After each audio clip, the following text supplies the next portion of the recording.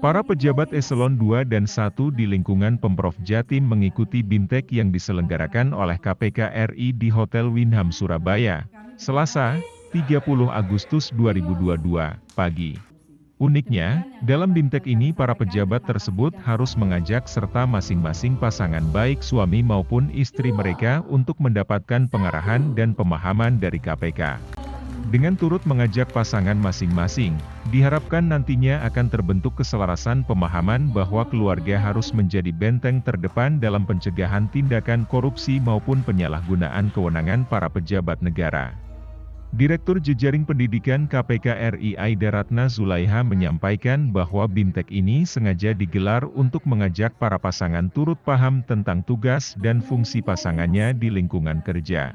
Termasuk adanya fenomena pasangan yang kerap kemudian menaikkan gaya hidup ketika suami atau istrinya telah menjadi pejabat, sehingga terjebak pada gaya hidup hedonisme.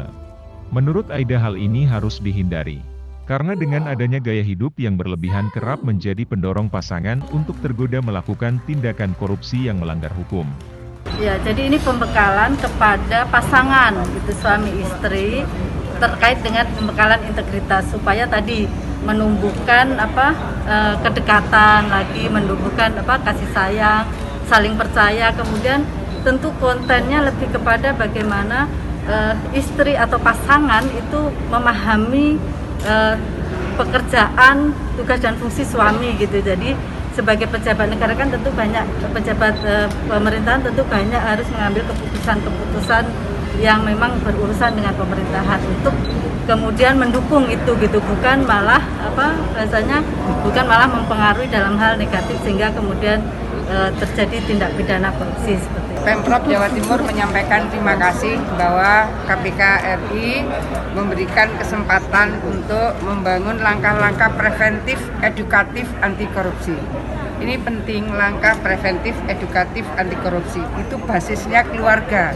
Jadi memang kalau bisa membawa putra-putri akan sangat baik. Tapi hari ini kami sudah menyampaikan terima kasih bahwa yang perempuan bawa suami, yang laki-laki bawa istri, sama-sama bisa memahami betapa pentingnya menjaga integritas berbasis keluarga. Suaminya dijaga, istrinya dijaga, dan masing-masing bisa memberikan penguatan bahwa mereka harus kerja baik, mereka jangan korupsi, dan langkah-langkah preventif edukatif hari ini dilakukan oleh KPK RI di Pemprov Jawa Timur. Saya rasa setelah ini kan ada wilayah BUMN, mungkin BUMD yang berada di sini. Jadi hal-hal yang bisa memberikan proses pengawalan, penjagaan, preventif, edukatif, saya rasa akan mendapatkan penguatan. Dan kalau kita yang di kepala daerah tentu berharap reguler. Kenapa? Karena integritas itu memang harus terus dipompa, harus terus diinjeksi. Jadi kadang menguat, ada badai, kemungkinan bisa. Span of control di tingkat provinsi cukup pendek, karena kita hanya UPT-UPT tertentu yang di daerah-daerah. Jadi rapat koordinasi secara reguler dengan inspektur itu menjadi penting. Biasa ada teman-teman BPK, secara langsung saya melakukan monitoring sejauh mana ini sudah ditindaklanjuti dan sejauh mana ini bisa dihindari jikalau ada potensi-potensi yang memungkinkan ada ruang-ruang penyalahgunaan yang memang sudah harus diantisipasi dari awal.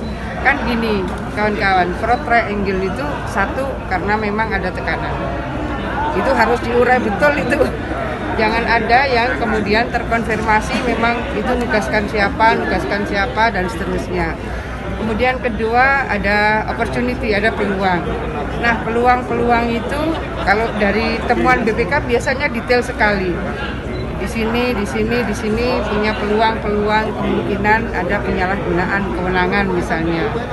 Nah kalau kita misalnya sudah tahu ada kemungkinan peluang, ya peluang itu yang harus ditutup. Saya rasa hal-hal seperti itu kawan-kawan yang memang harus dilakukan antisipasi bersama. Ya.